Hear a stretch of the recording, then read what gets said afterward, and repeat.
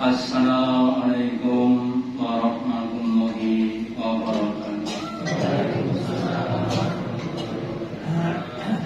Alhamdulillah, alhamdulillahilladzi at'amana fi nikmatil iman wal Islam. Asyhadu an la ilaha illallah wahdahu la syarika lah wa asyhadu anna Muhammadan abduhu wa rasuluhu la nabiyya wa la rasula ba'da. Allahumma shalli ala Muhammad wa ala ali Muhammad kama shallaita ala ali Ibrahim innaka Hamidum Majid wa barik ala Muhammad wa ala ali Muhammad kama barakta ala ali Ibrahim innaka Hamidum Majid. Qala Allahu ta'ala fi kitabihil karim. A'udzu billahi minasy syaithanir rajim. Ya ayyuhalladzina amanu ittaqullaha haqqa tuqatih wa la tamutunna illa wa antum muslimun. Bapak Ibu hadirin yang dirahmati Allah Ta'ala, yang pertama dan utama, marilah kita selalu meningkatkan kesyukuran kita, keimanan dan ketakwaan kita kepada Allah Ta'ala dengan menjalankan perintah-perintahnya dan menjauhi larangan-larangannya. Bapak Ibu hadirin yang dirahmati Allah Ta'ala, sebagian godaan setan kepada kita adalah kesombongan. Banyak orang-orang yang menyombongkan diri ketika diberi kenikmatan oleh Allah. Contohnya siapa? Contohnya adalah Fir'aun. Ketika dia diberi kekuasaan, kerajaan, harta benda yang banyak, maka dengan sombongnya dia berkata, wahai masyarakat Mesir, ana rabbukumul a'la. Aku adalah Tuhanmu yang maha tinggi. Padahal dia manusia. Dan kemudian Fir'aun itu ternyata punya murid-murid yang banyak sampai hari kiamat. Ya, makanya supaya kita bisa menghindarkan diri dari kesombongan, kita harus mentawadhukan diri atau merendahkan hati kita. Supaya kita rendah, maka kita harus menyadari kelemahan kita. Maka pada kesempatan ini saya akan menyampaikan kelemahan manusia dengan harapan kita kemudian bisa tawadhu dalam bersikap. Yang pertama, memang pada dasarnya manusia diciptakan dalam keadaan lemah. Di dalam surat An-Nisa ayat 28, di akhir ayat Allah berfirman, wa khuliqal insanu dhaifan, dan diciptakan manusia dalam keadaan lemah. Memang hakikatnya lemah kecuali kalau dikuatkan oleh Allah. Kemudian Ibnu menjelaskan bahwa wasawaku annam bi'wahu yaqumu andakulahu. Maksudnya yang dimaksud kelemahan itu adalah secara umum. Yang pertama yaitu lemahnya dia ketika belum dalam keadaan dewasa. Ya, dulu ketika dia masih bayi dalam keadaan lemah, nggak bisa jalan, nggak bisa makan dan lain sebagainya. Yang kedua yaitu lemah dalam keadaan bayian, ya, yaitu dalam keadaan kita tidak bisa menjelaskan sekali dengan tuntas. Kita cuma punya ilmu yang sepotong-sepotong. Kemudian lemah yang ketiga ketika kita tidak punya kekuatan, ketika kita sudah dalam keadaan udzur, sudah dalam keadaan tua dan yaitu lemah dalam hal ilmu. Ini ceritanya Pak Habibie, ya, terkenal dengan orang yang cerdas. Suatu saat Pak Habibie itu kunjungan ke Madura, ya. Kemudian setelah ada disambut dengan meriah, ada namanya umbul-umbul, ya. Terus Pak Habibie bertanya, ya, berapa tingginya umbul-umbul ini? Orang Madura dengan meter, kemudian dia manjat umbul-umbul, ya, kemudian dukur pakai meteran itu, kemudian bilang, oh ini 3 meter. Pak Habibie tertawa, kok ya kangelan Mas, kok perut ini rasa munggah. Kalau dia jawab, Bapak kan tanya berapa tingginya, bukan berapa panjangnya, ya. Kalau tinggi kan ke atas, kalau ini kan namanya panjang. Berapa panjangnya, bukan berapa tingginya. Kalau tinggi kan ke atas, ya. Pak Habibie kalah kali wong Madura, ya. Ternyata Pak Habibie juga punya kelemahan, itu manusia. Ya, sudah untuk apa? Sudah untuk contoh saja. Terus yang lain adalah lemah dalam hal kesabaran. Kita sudah sering berdoa, Allahumma afrik alaina sabra. Ya Allah, taburkanlah padaku kesabaran. Sudah mempelajari panggilannya orang yang sabar, dalilnya sudah banyak tahu. Ketika kena musibah, kintan sabar membuat wis ilmu, ilmunya sudah banyak, sudah latihan, ya. Lalu ketika kita kena musibah, ya belum tentu sabar. Bahkan namanya sabar, jenenge ku Pak Sabar, ya ora sabar. Kon jenenge pun sabar. Makanya kita harus menyadari berbagai macam kelemahan ini. Terus kita harus tawadhu, karena nggak bisa menempatkan diri, jangan sampai menyombongkan diri. Ya. Kemudian berbagai macam kelemahan saya yang tentu berbuat dolim. Ya.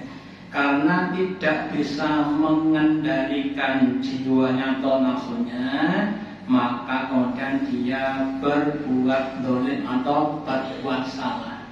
Perbuatan dolim itu adalah menempatkan sesuatu tidak pada tempatnya, yang akhirnya akan menimbulkan namanya kemadaratan. Lawannya dolim apa? Lawannya adalah adil, ya. Kalau adil itu menempatkan pada tempatnya sehingga menimbulkan kemaslahatan, ya. Yang sering saya sampaikan Bapak Ibu, saya contohkan, ya. Nek kagungan utawi tumbas tetes moto paningane loro, terus diteteske di matanya, tetes apa namanya kan adil, ya.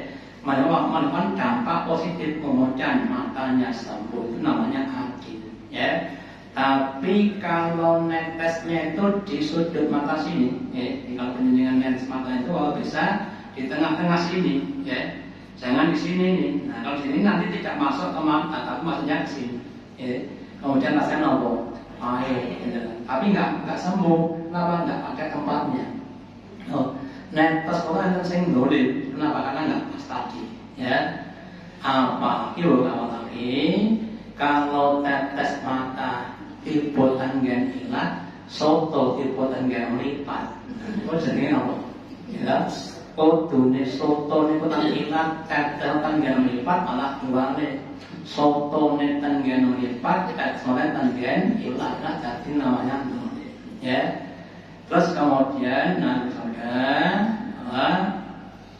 Allah berfirman pada kita, ya ibadi inni harudullah alayya. Wahai hambaku, aku Allah tuh mengharamkan perbuatan dolim di antara aku. Aku Allah gak akan berbuat dolim. Allah dat yang maha adil, dat yang maha hakim, dat yang maha alim. Ya. Kemudian wa tantu wa zatuhu bainakum muharraman fala tadolam. Dan aku jadikan perbuatan dolim itu sebagai perkara yang haram, maka kamu jangan saling mendolimi. Kalau kita praktekkan, kenyataannya Bapak Ibu, berbuat dolim zalim dan adil niku gampang berbuat zalim. Contoh ya, kita masuk ke masjid ya. Di depan sudah banyak sandal-sandal teman kita termasuk orang yang belakang. Terus kita mungkin menginjak sandalnya teman kita. Seharusnya ditindak pakai ditindak pakai apa? Pakai sandal, namanya kan zalim gitu ya. Atau yang lainnya, masak boleh, masak gajian terus masak sing enak-enak, terus tumbas barang sing larang enak, terus tonggone mboten dicaosi. Nah, tonggone memulati mbok menawa entuk sipratan ora nyiprat. Ambone kok iki ya perbuatan dol. Kenapa? Menyengsarakan tetangganya. Nah, ini yang lain juga begitu. Kita tidur turu tidurku penake mengkruk napa terlentang. Malaikat napa kalau Nabi katakan tidurnya setan tuh kalau tidurnya tengkur tidurnya setan. Kenapa? Karena merusak badan, merusak dadanya. Dan anak kadang-kadang sukanya tidurnya tengkurap. Makanya Bapak Ibu, semakin banyak kezaliman akan semakin banyak mandorot ya. Dan sebenarnya kalau kita berbuat adil akan semakin maslahat. Makanya monggo berusaha mengubah kezaliman menjadi keadilan ya. Dengan apa? Dengan kita pelajari contoh lagi bab masalah tidur ya. Selama 24 jam saya seorang itu yang baik untuk tidur adalah yang pertama ba'da isya sampai sebelum subuh atau sampai sholat malam. Kemudian yang dilarang untuk tidur adalah ba'da subuh dan ba'da asar. Ning bar subuh turu niku kepenak, ning boten sae ning penak. Ya. Kan orang tuh mencari penaknya kalau wahyu kalau pas makan malam kemudian piring sendok lah pusing saya dalu napa enggak dalu ning go pesta para kuman-kuman do pesta ora di tempat kita mergone entuk sisa sama kita. Terus Nabi mengibaratkan ya segala yang jelek itu dengan kalimat setan ya. Ojo dibuang pundak dipangan setan. Artinya menjadikan suatu keburukan ya. Kuman kan banyak sekali apa ya, makanya banyak sekali. Oh, berusaha latihan berbuat adil. Kalau ada teman yang salah niku apike dikandani dirasain apa ditekne apike nyatane dirasani dan kandani ngaya rasane wae karena jadi semuanya dosa gitu. Maka monggo memang tidak mudah berbuat adil itu enggak mudah ya, harus berusaha untuk mengendalikan hawa nafsu dan sebagainya. Itu yang pertama. Yang kedua, kita tuh sering tetap di jalan yang benar dari jalan yang benar ya. Sudah tahu benarnya tapi nggak mau lewat di situ. Dalam hadis yang lain dikatakan ya ibadi kulukum dulu, wahai hambaku setiap kamu dasarnya adalah kesesatan. Ilaman hadituhu kecuali orang yang aku beri petunjuk padamu. Fastahduni maka mintalah petunjuk kepadaku. Ahdikum aku akan berikan petunjuk kepada kamu. Contoh saja. Kita ini sekali lagi sudah tahu sangat ning kadang jisok nglakoni. Kita jangan tahu dosanya orang rasane. Tahu mboten? Ngerti mboten dosane wong rasane. Allah sampai mengibaratkan orang yang hibah itu seperti lele pakanane wak mentah. Ayo ibu ahadukum ayat Allah yang pakai itu, apakah kamu senang atau kamu makan daging saudaramu yang sudah meninggal? Seharusnya tidak suka, tapi nyatanya ya suka, ya. Makanya kita harus untuk sedikit kepada semuanya, ya. Usahakan untuk tidak iba, untuk tidak melasani. Dengan itu Bapak Ibu, kalau kita kena musibah harusnya sabar, ya, terus rindu, ya. Nah, kenyataan kadang-kadang tidak begitu. Kenapa? Karena kebanyakan orang itu belum tahu panggilannya musibah. Salah satu panggilannya musibah adalah yang pertama, menghapuskan dosa-dosa kita. Ya, saya masih teringat adik saya yang sudah meninggal di rumah sakit. Saya kasih nasihat, kowe sabar, ya, diparingi lara nang donya, ijek enek bojomu, enek dulurmu, enek rumah sakit, ya, daripada sok benang kono ora enek sing niliki, ya. Harus sabar, menghapuskan dosa-dosa kita. Yang kedua, musibah itu adalah sesuatu kanugrahan yang diberikan kepada hambanya untuk meningkatkan derajat hambanya ke suatu derajat yang derajat itu nggak bisa dicapai dengan amal soleh.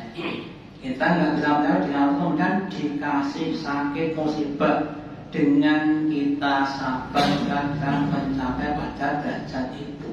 Ya, makanya Bapak Ibu, kalau kita bisa memahami panggilannya musibah, kita akan bersyukur ketika kena musibah.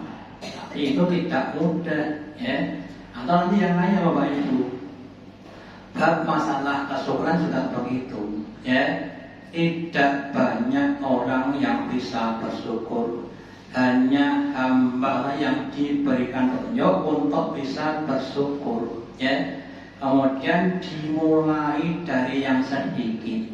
Barang siapa yang tidak bisa mensyukuri yang sedikit, dia tidak akan bisa mensyukuri yang banyak. Maka kita berlatih untuk mensyukuri hal-hal yang kecil, ya. Kita bisa makan lauknya sambal, boleh, alhamdulillah, daripada orang anggur sambal dan sebagainya, ya. Terus untuk yang selanjutnya, Allah katakan di dalam surat Al-Fatihah, kita selalu memohon, ya Allah, ihdinas siratal mustaqim, siratal ladzina an'amta alaihim ghairil maghdubi alaihim waladdallin. Amin, ya. Ya Allah, tunjukkanlah saya ke dalam jalan yang lurus, bukan jalan yang bengkok, yaitu jalannya orang yang telah memberikan nikmat iman dari kalangan nabi-nabi, rasul-rasul, sahabat nabi, ya, syuhada sholihin. Ketika kita diberi sakit, kita minta Allah supaya diberi jalannya Nabi Ayub untuk bisa bersabar. Ketika kita diberi kanugrahan rupa jabatan, harta, benda yang banyak, kita minta supaya diberi jalannya Nabi Sulaiman, ya. Yang ketika diberi kerajaan yang luas, ya, dan banyak, kemudian dia sadar hadza min fadli rabbi liyabluwani aku. Semuanya ini adalah karunia Tuhanku kepadaku, bukan karena prestasiku. Aku nggak punya prestasi. Lah ini untuk menguji kepadaku apakah aku termasuk orang yang soleh atau orang-orang yang kufur, ya. Dulu keadaannya miskin, rumahnya di desa pucuk gunung, Pak. Ini ada orang Afrika yang ketika masuk ke situ sukanya angon wedhus, kemudian dia pergi ke Perancis, kemudian dia jadi pejabat di negara Perancis. Dan bernama Modus, ya. Ini kemarin yang sedang yang kemarin sama nonton bola Eropa, saya menang kedua ini, sebenarnya kita. Nah, bintangnya siapa? Lamina. Nah, kita usianya baru 16 tahun, ya. Sudah menjadi bintang bola gas ini pun berbagai. Awalnya dia adalah orang-orang yang lemah, ya, atau nanti yang namanya bapak ibu, ya. Jadi ketika dia diberi nikmat yang banyak, gajinya pemain bola itu bukan ratusan juta, lah, miliaran, ya. Ada yang seminggu itu gajinya 36 miliar seminggu, ya. 9 miliar satu 36 miliar, ya. Ini untuk yang banyak. Demikian untuk yang lainnya, ketika kita menghadapi ibadah, kita minta Allah diberi ilmunya. Nabi Ibrahim selalu menyempurnakan ibadahnya, ya. Terus ghairil maghdubi alaihim, bukan jalan orang-orang yang engkau murkai, yaitu orang-orang Yahudi. Orang itu adalah orang yang dia tahu tapi tidak mau, ya. Wes nganti ning ra gelem nglakoni jenenge jarkoni. Ngoten lho, ya. Ustaz jarkoni. Ustaz sok ngajak ora sok nglakoni. Nek pas pengajian daki-daki kita harus bertakwa kepada Allah Ta'ala. Nah, karena dia tidak bisa melakukan.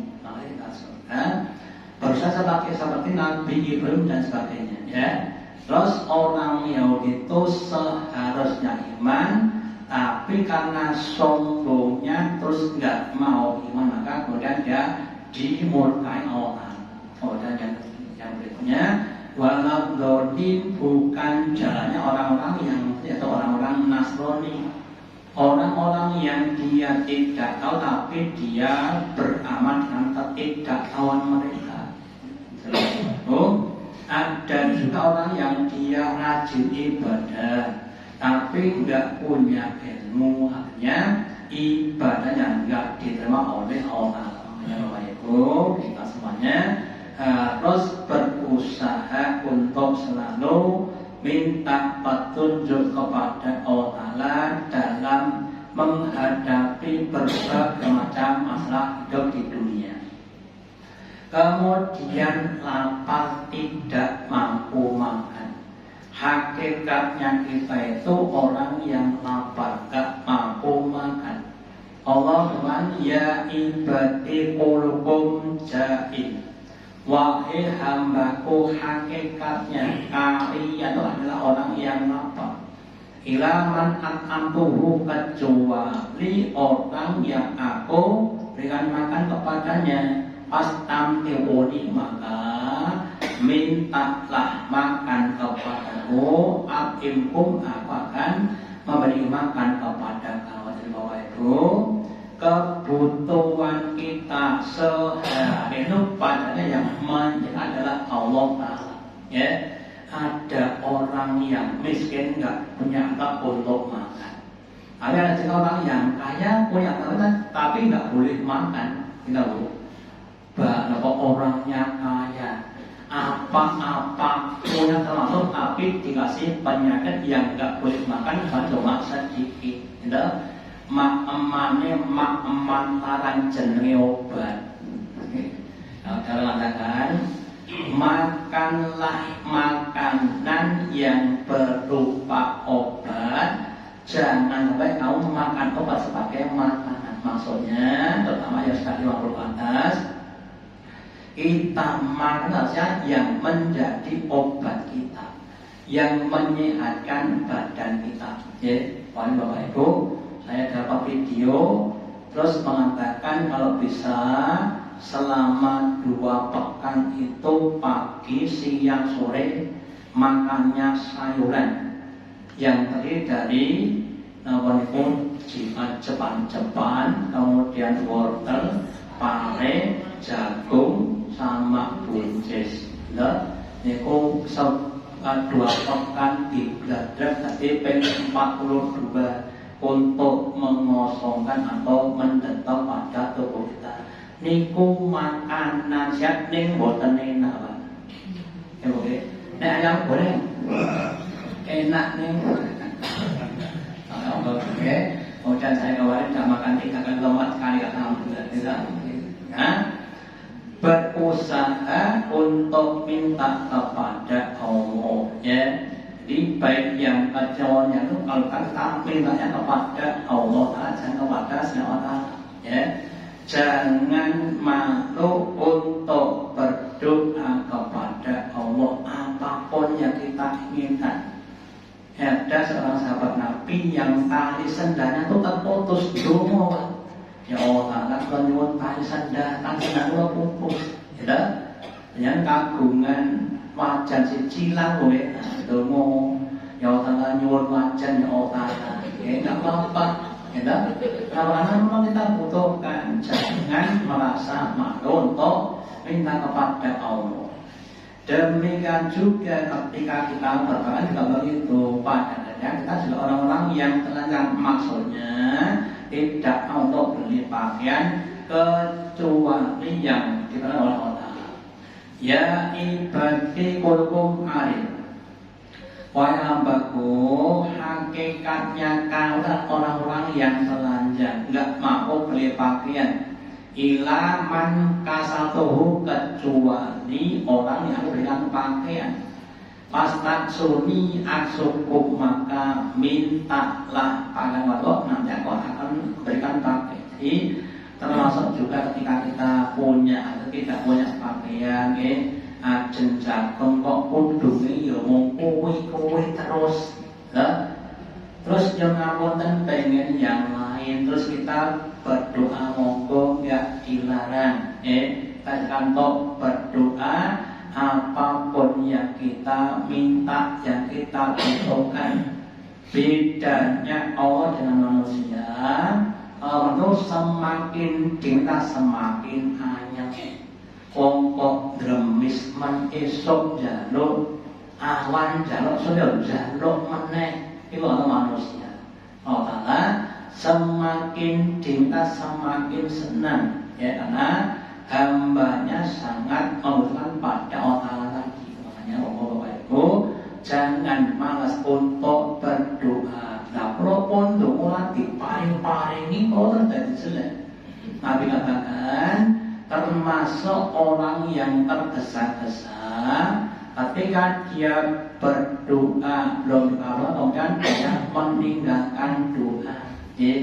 Nek wong Jawa nika kabeh ki kudu nganggo laku. Nggih. Lah nanti memang beda-beda. Bisa saja atau dengan doanya 5 kali selesai, tapi nggak begitu. Ya. Jangan jemu untuk berdoa, ya. Dan doa saja itu sudah merupakan suatu ibadah atau buat ibadah. Doa adalah suatu ibadah, sehingga seandainya kita tidak awalnya sudah mendapatkan pahala. Bapak Ibu, jangan untuk berdoa, ya. Terus kita juga orang yang selalu berbuat salah kecuali yang kemudian minta ampun kepada Allah. Ya ibadi innakum tu'tiuna bilayuanahan. Wahai hambaku, kalian itu hakikatnya adalah orang yang selalu berbuat kesalahan baik siang maupun malam. Wa ana aku dulu dan undang yang mampu menghapuskan dosa. Astaghfiruni akhir laku, maka mintalah ampun kepadaku, aku akan ampuni kepadamu. Kita adalah makhluk yang tempat salah dan lupa. Al-insanu makhluk manusia, ya. Kemudian salah dan lupa itu akan menimbulkan dosa-dosa. Ya, dosa kalau nggak diampun akan menjadikan musibah-musibah, maka banyak untuk minta ampun. Dan barang siapa yang melazimi istighfar, man melaziman istighfaro jalalahu qul min ridwan fahajan. Barang siapa yang dia mau melazimi istighfar, Allah akan berikan solusi dari setiap masalah yang dihadapi. Allah akan mengubah kesedihannya menjadi kegembiraan, dan Allah akan memberikan rezeki dari yang tidak disangka-sangka. Itu bagi yang mau melazimi istighfar. Ya, sebaliknya yang enggak mau istighfar seperti Fir'aun, ya, dosanya sudah banyak tumpuk pundung, enggak mau tobat. Kemudian nanti di akhirat akan dengan dalam koni dinar abatan. Kembali Bapak Ibu, dewasa kita bahas, mari kita latihan menyadari kelemahan kita. Terus kita kembangkan sikap-sikap yang tawadhu, rendah hati, jangan tinggi hati. Kemudian kita harus banyak minta tolong kepada Allah, dan semoga kita semuanya diberi ketakwaan Allah dalam segala macam hal, sehingga kita bisa menunaikan tugas ibadah Allah dengan istiqomah, mujahadah, ikhlas sampai adat husnul khotimah. Demikian yang kami sampaikan kepada doanya. Allahumma taqabbal minna innaka antas samiul wa tub alaina innaka antat rahim. Akhir dengan doa majelis. Subhanallah bihamdika asyhadu an la ilaha illa anta astaghfiruka wa atubu ilaik. Wassalamualaikum warahmatullahi wabarakatuh.